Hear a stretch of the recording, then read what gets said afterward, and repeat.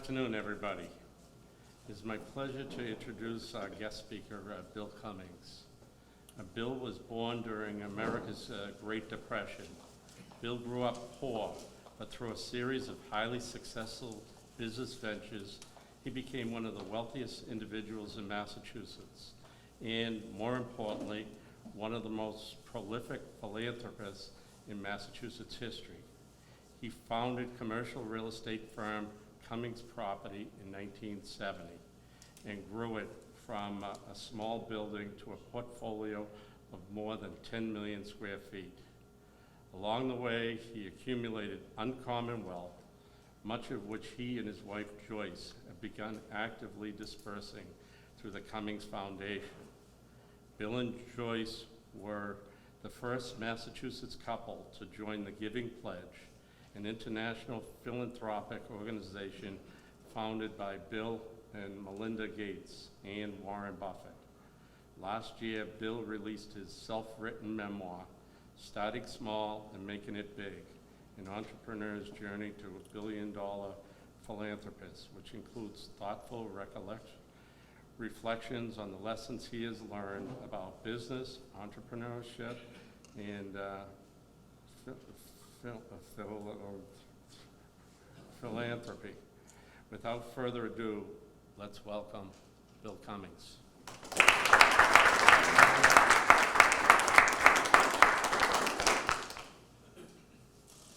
Thank you, Bill.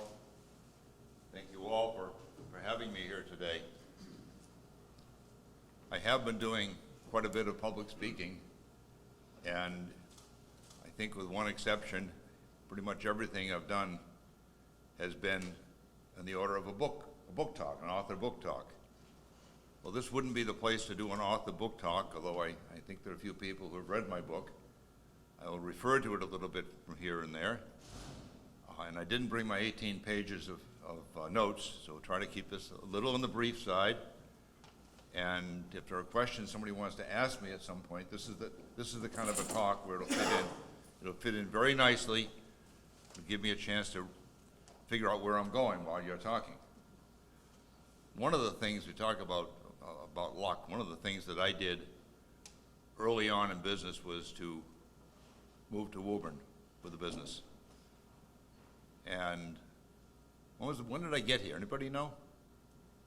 When did I move? When did I open a business in Woburn? Most of you were not born at that point, but it was back in 1964. Bought a little property down in Henshaw Street, and it used to be the Woburn Cabinet and Lumber Company. And the Woburn Cabinet and Lumber had run its course, and there was a big 1 acre lot with a building in it and a junkyard outside. And one of the things that we had then we got there were about 20 old Eastern Massachusetts street railway buses. And I think the biggest danger, Chief, was that people were concerned that those buses still had gas in the tanks, and one of the kids set them off some night. And the kids used to be down there and had a good time in that area, and that doesn't seem to happen anymore. That's kind of nice, thanks to the police patrols.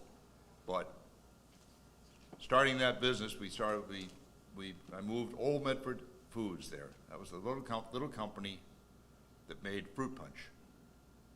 I had worked nationally for a couple of major consumer products company. One was Vic Chemical Company, which doesn't sound like consumer products, but Vic Chemical Company made Vicks Vapor Rub and Levoris mouthwash and Vicks cough drops, and then I worked for Gorton's, the fish cake people. I went from one smelly product to another. And I did it thinking I'd been on the road for 3 years with Vicks, traveled in 40 states at that time. I was invited to come up to Gorton's and apply for a particular position there, which I was given the position, not knowing that I was going to get to work in 8 of the other states very shortly thereafter.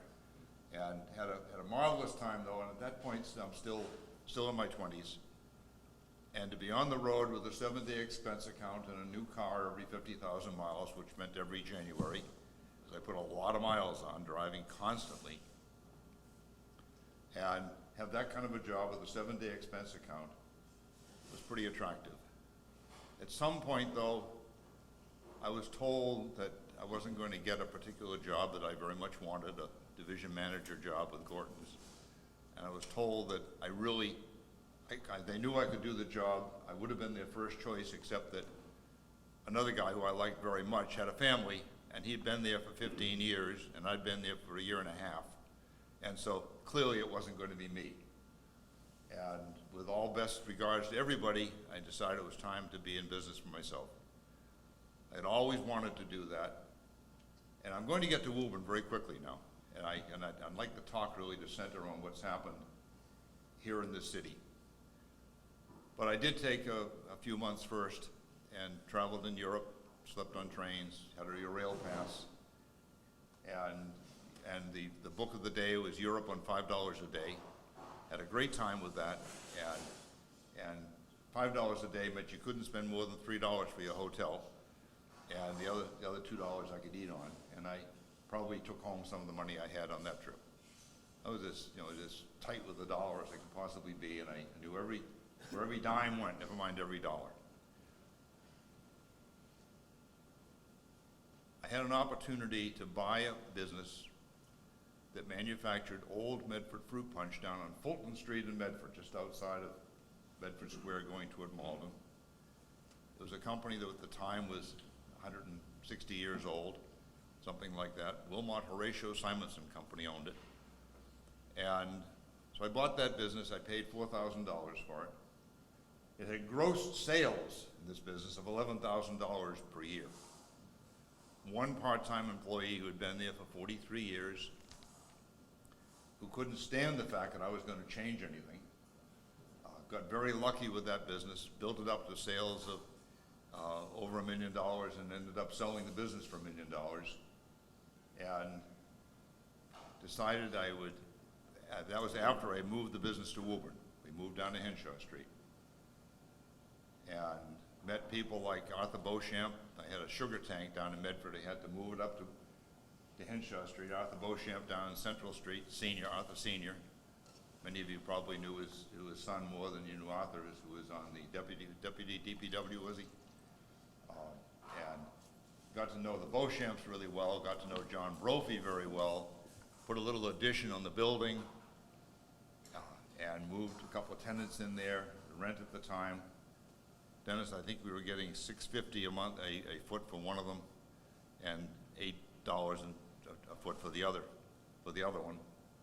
I'm sorry, no. $1.70 was the first thing. Yeah, no, I'm getting wrong numbers. I'm talking about building value. Next to nothing for rent, and had decided that, gee, maybe we'll buy the lot next door. So the late John McDonald owned a couple of acres next door on Henshaw Street.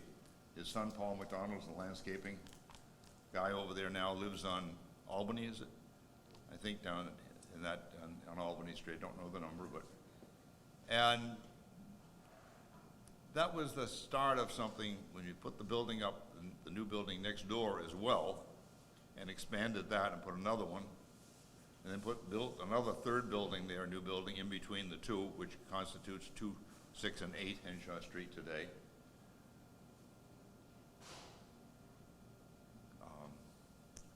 At that point, the land on Washington Street became available. It was owned by Ken Anderson. Ken Anderson grew mums, and across the street, Dave Lundquist was growing. Dave was growing carnations, I guess. So we bought that land for $26,000 an acre, and built Cummings Park. And decided at that point, real estate was a lot more fun and much better than it was going to be in the fruit punch business all my life.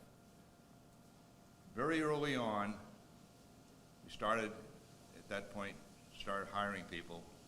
A number of them were Woburn people.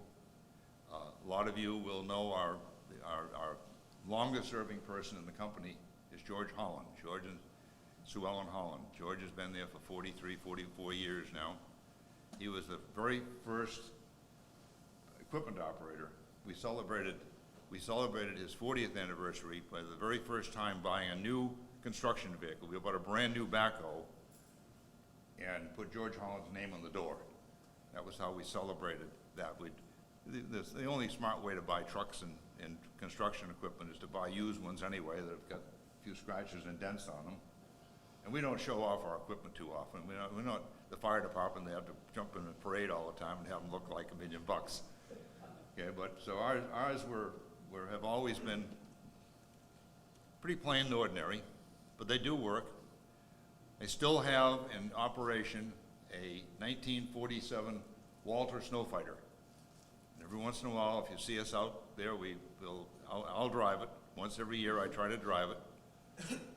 Young guys don't want to drive it because it's got no power steering. This thing has got a 13-foot Walther, I've forgotten the name of the plow, a big, enormous snow plow on it. And we can just push those banks back along the edge and get it going at about 40 miles an hour at 3 o'clock in the morning and push the banks back from the edge of the parking lot. And we put a new engine in it in 1978 after the big blizzard. And I drove that thing straight through at one point for probably 50 hours, something like that.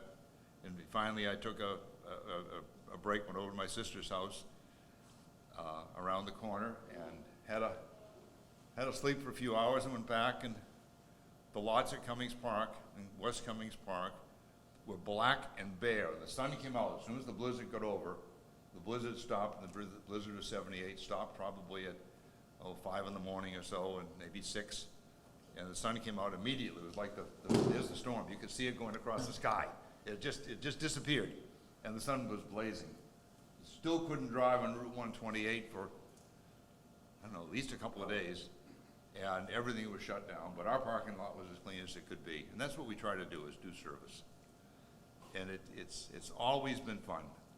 And having people like George Holland was always good. Some of you might know the Venezia family. Bob Venezia was our senior field superintendent. He had a couple hundred people, 150 people at that time working under him directly, graduate of Woburn High School. And he was succeeded by, in 10 years ago, by Gregor Hearn. And again, a graduate of Woburn High School, no college after high school, U.S. military. And he's got 225 or 240 people under his direct control. And that has worked out so extremely well to have Woburn people in there. A lot of you will know Christine at Coakley, up at New Horizons. Christine Coakley has just completed 24 years, I think, at New Horizons. And having people over a long period of time makes such a huge difference. And I neglected to officially introduce Dennis Clark, by the way. Dennis, unfortunately, played football against Woburn and didn't do too well most of the time when he played Woburn, but he otherwise was a pretty good player. I'm leaving, you're not getting a ride home. And Dennis has got 29 years now. Okay. We've got so many people on the team who really do so much, not for Bill Cummings or the Cummings family or anything, but for all of the organizations that we're trying to support over a wide area of eastern Massachusetts today with Cummings Foundation. Cummings Foundation operates, interestingly enough, in 3 counties: Essex, Suffolk, and Middlesex. Originally, the idea was that we were going to operate in the towns where we actually had businesses. So that was Middlesex and Essex. Then it was pretty clear that we also should be thinking about where our employees and our staff and colleagues live and where our clients came from and where they lived. And that certainly came to include Suffolk so quickly. And even though we have no business whatsoever in Suffolk County, probably 45% of everything we do today is in Suffolk County. So we changed our plan because that's where the needs are. The foundation has given grants of $100,000 or more to 790 different organizations. And again, of those organizations, there's far more from Suffolk County than any place else.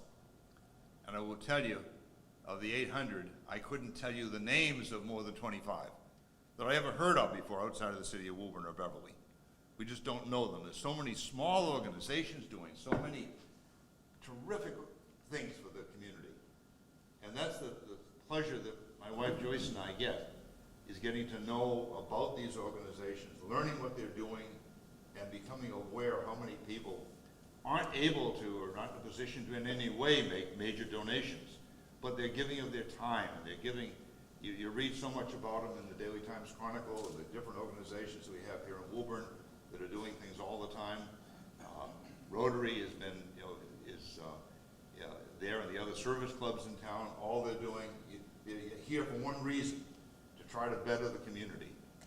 And working together as a team, mostly business people, I imagine still.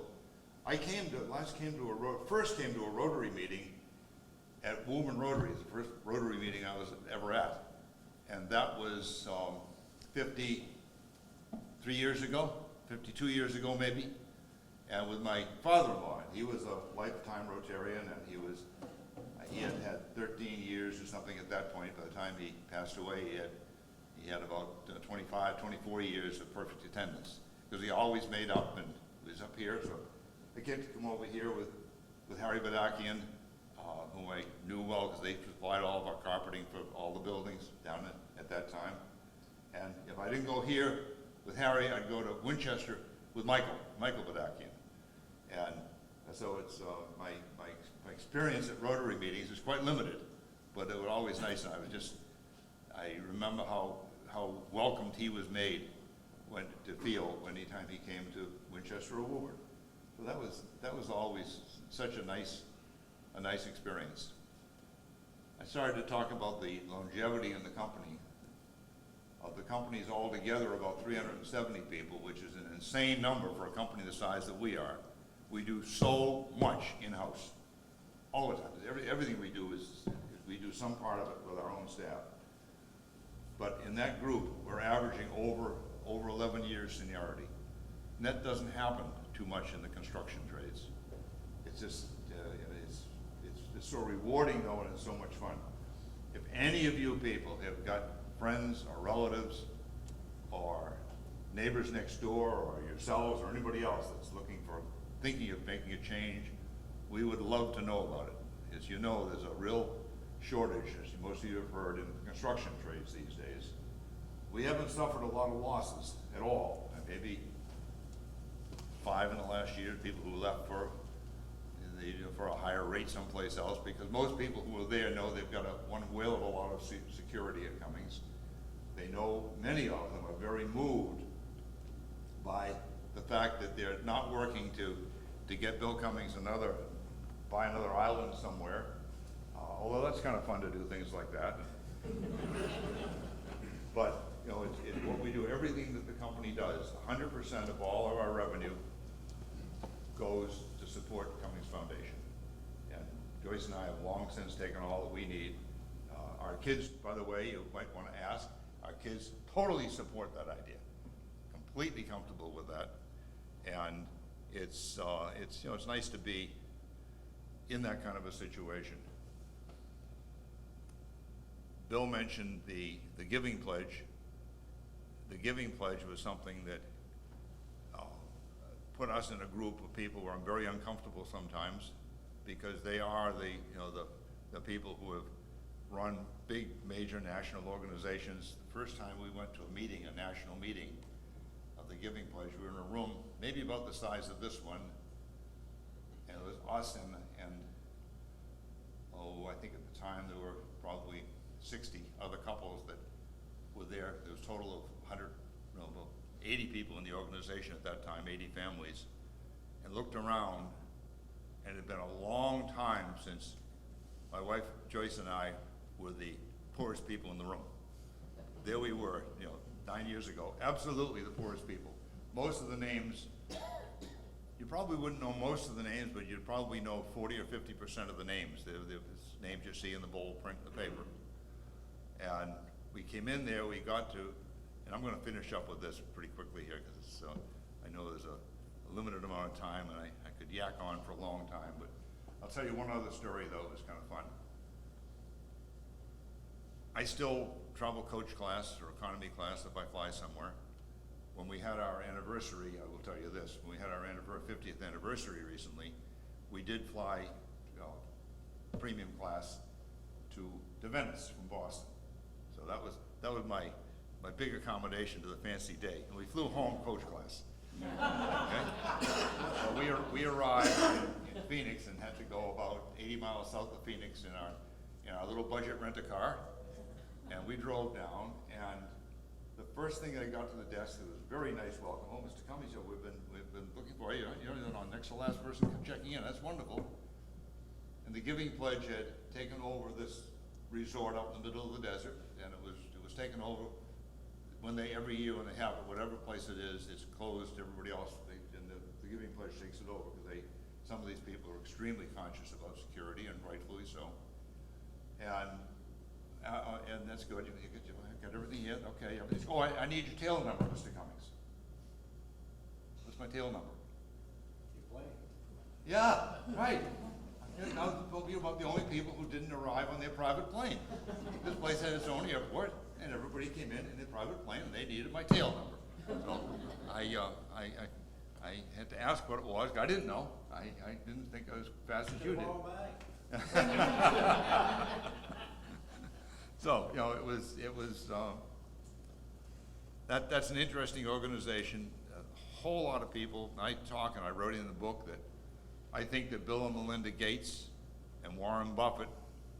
At one point, I made the mistake to Joyce in saying that they probably did more than anyone who ever lived, and she quickly corrected me and reminded me of my Bible training that I was way off base in what I said there. But certainly have saved more lives than anybody in this earth today, and will probably save millions more just with the programs they have going. They've got 3,000 people, somewhere between 2,800, 3,000 people who work for Bill and Melinda Gates Foundation. Warren Buffett gave him, as many of you will know, the majority of his stock that had previously been given to the Buffett Foundation, and he gave it to Bill and Melinda so they would manage it. He wanted to keep working. It's very difficult to get wrapped up in philanthropy and then still going out and saying, gee, are we going to get that permit? Are we going to have to fight for it? Are we going to have to go to court to get it? No, we're going to get it. And do that, and then go be involved in giving away big amounts of money. So I thoroughly understand why Warren Buffett did what he did. It was the thing to do. And he says he enjoys it so much more that way. And they do a lot of things. So I'm going to finish with that. And anybody have a question? Ask me anything you want. Joe, Ed. Yeah, so one question I have is, what would you say is something that maybe one part of your business that really translated very well to philanthropy, and maybe something that was very different about something that was new to you when you started doing more with philanthropy? Ask me a little more. Yeah, kind of. I would imagine some things from your business experience would work very well, like applying, whether it's looking at budgets or this or that kind of skill that you use in the business that translates right over to philanthropy. But I'm expecting you kind of got into something new or unexpected as well, getting as deeply into philanthropy as you have. Let me tell you, I'll tell you a little story there. And when it came to how the business overlaps in interesting ways, when we started doing the 100 for 100 program, which is now is a $20 million program every May, the very first $100,000 check we ever gave, by the way, was one where Dennis's predecessor, Damien McEwen, gave a check for $100,000 to Charlie Gardner to form the Boys and Girls Club Endowment Fund. That was the very first time that we had that happen.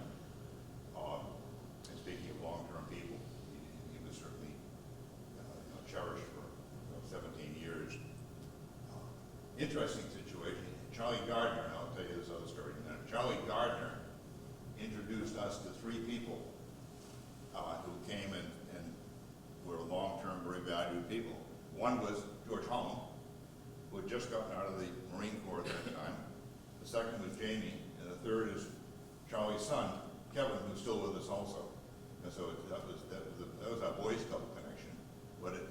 So that was part of what inspired that first gift to the Boys and Girls Club. And then I'm going to tell you one other story about the Boys and Girls Club too. You'll like this one. But first we talked about the Winchester Historical Society. You go down Cambridge Street, Cambridge Road to Cambridge Street, and turn up right on Church Street. Church Street. And go up by Mary Cliff Academy. There's a building there which is now owned by the town, but leased on a $1 a year lease to the Historical Society, I think it is. And they wanted to put a new boiler in. And they needed $120,000, but they've gotten $126,000. They've been able to raise the 26, but we give them 100. He said, well, we can do that. It's a good cause, and they have good plans for it. And then we started looking at it to see what they wanted. And we said, what if we just give you the boiler instead? We found out what it was going to cost, what they were going to pay. They had a contractor had given them a number. The architect said it should cost you between $100,000 and $150,000. Somebody said $156,000. Okay, you got the job. Now we're going to go get the money. We did the whole thing for $72,000. So we made money on the deal. Really did. Happened just that way. So it's we're always trying to think and get organizations to think in a business-like way. Some of you will remember that the Boys and Girls Club new facility was supposed to be a tear down and build a whole new building. And then we said, well, why? You don't need to do that. And they ended up with the outside guidance, try to tell people and show them what you know in a way that's helpful. And they saved, how much, Dennis? About $3 million. Okay, $3 million less, because they used the old frame and the old structure of the old building where it was appropriate to use it, and why tear it all down and build it over again? But people don't think that way. You mentioned the word budget. I will tell you, it's a surprise, especially there's a bunch of business people here. We've never had a budget to build a single building yet, ever. Any building we've built, we just said, okay, we know we can build it for less than other people are going to build it for. We work with a lot of contractors. We worked with one contractor just completed a building in Beverly, who worked on the very first building I ever had. His name was Chris Hill. He pours concrete floors. He used to pour them for 8 cents a foot. Now he's $1.20 a foot or something like that to pour them. Okay, but union labor or union companies, I should say, who work for the big buildings in Boston, they expect to get twice that amount. And the cost to put a building up can be so much less if it's done efficiently. And that's one of the big things that works so well with an organization where people have been together for a long time. I mentioned a couple of reasons why they come with us and stay, and security is one, and good wages are another, but they also like the people that they work with. We've got a terrific team of people, and just do great things together. Last Boys and Girls Club story. How many people know Bobby White, who lived down in the south end of Main Street? But with Mitt Romney? Oh, yeah. Okay, know Bob White? Classmate, yeah.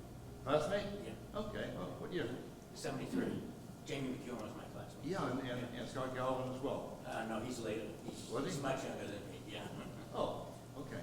Okay, so Bob White, in any case, Bob worked at Cummings Properties. He was a paper picker. For his year, he graduated from Woburn High School, and I think the following summer as well, he was at Bowdoin. He got to Bowdoin, he got too highfalutin for us, and he teamed up with Mitt Romney when he graduated from Bowdoin and got Bain working. He had a very successful career at Bain and decided it was time, though, to do something else. He wanted to give back in a different way. He's been very philanthropic in a lot of ways. He went over to the Boys and Girls Club, and it was really late, after 9 o'clock, and he was looking in the door, and a young woman saw him, came to the door, and it was Julie Gage. And he said, walked up late tonight, she's putting the lights on, walking through the lights with him.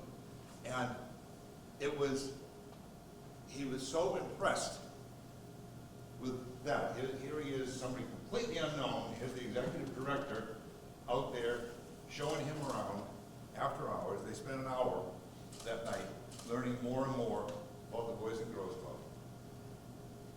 And that was the campaign that started. And I had talked to Bob about, would he be helpful? And he said, yeah, I can be, but I didn't know he was going. Nobody knew he was going to be there. So Bob came up with $500,000 there. And citing Julie Gage being there to help him, get him in, and show him after hours. So that's the kind of stuff that makes such a difference. And that's another place where, the business side of things, he could well afford to do that and does it very well, and supports all kinds of things. And he's over at Harvard Business School as an instructor or professor at Harvard Business School today. So he has fond memories of Woburn. He was never a member of the Boys Club. So he went one time, he said, he had lunch stole, so he didn't go back. One of those kids from Winchester came up that day. Right. So, any more questions? Okay, good.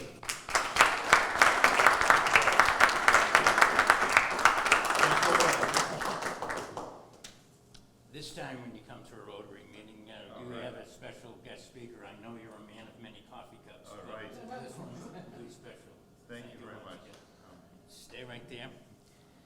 And turn it over to Bill South. Yeah. Bill.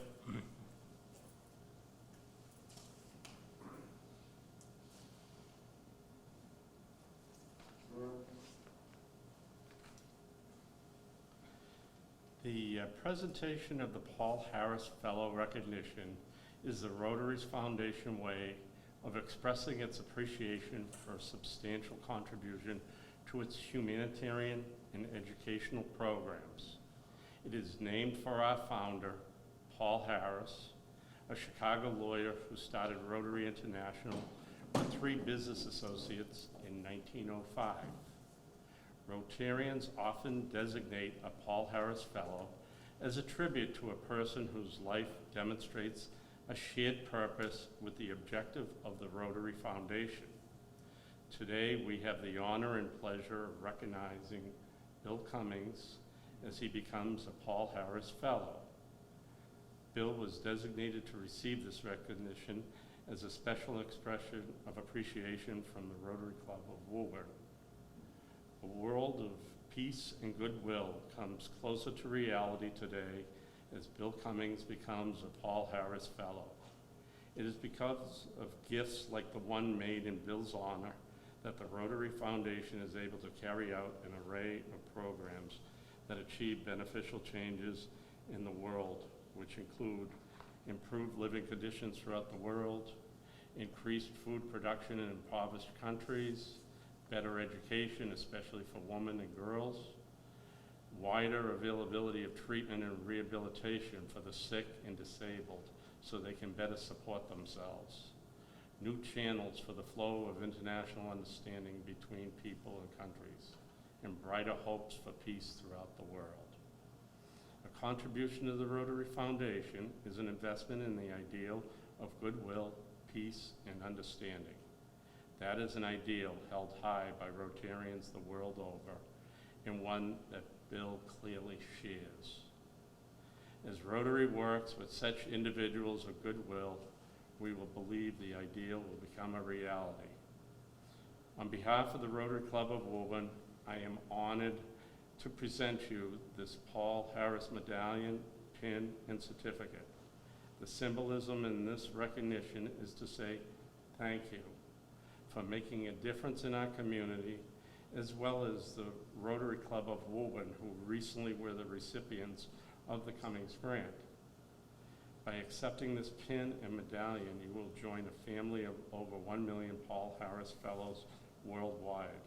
Besides several members of this club, you stand with such notables such as President Jimmy Carter, U.S. astronaut James Lovell, polio vaccine developer Jonas Salk, Mother Teresa, as well as locals like Kathy Lacero, John and Kathy Flaherty, Representative Jim Dwyer, and Chief Bob Rufo.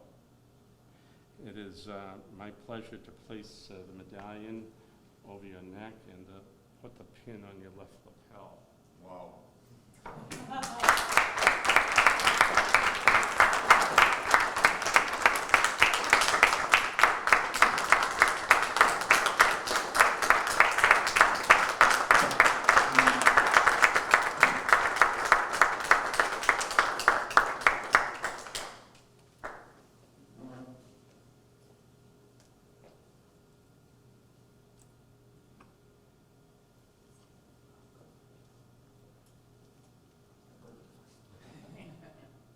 Well, thank you so much. You're welcome. Thank you.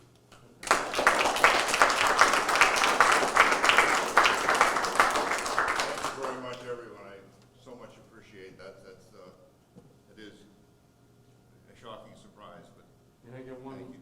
one more. I'd like to call Art Duffy up for another presentation.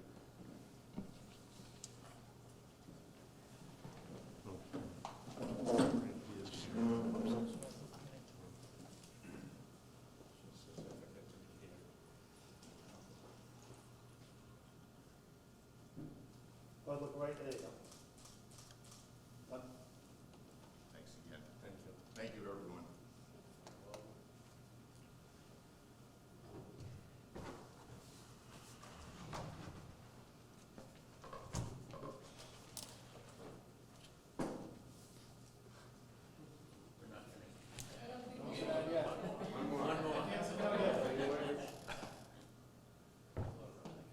This is from the Commonwealth of Massachusetts, Middlesex Sheriff's Office. To all whom these presents may come, greetings may and here I be proclaimed. Throughout the Commonwealth of Massachusetts, through the Honorable High Sheriff of Middlesex County, in behalf of the grateful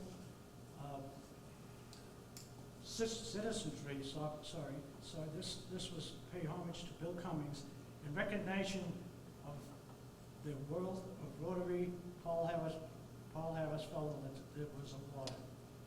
The comment that you have displayed to this community through innumerable kind and generous acts will never be forgotten. May we all continue to learn from your profound example. This is dated today, the 10th of September, from Sheriff Peter Katusian, who wished he could be here, but he's got a previous engagement in Ohio.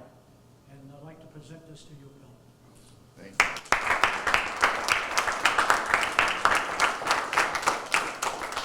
Thank you. Thank you all for one and all for coming. We close with the four-way test. Of all the things we think, say, and do, is it the truth? Is it fair to all concerned? Will it build goodwill and better friendships? And is it beneficial to all concerned? Meeting adjourned.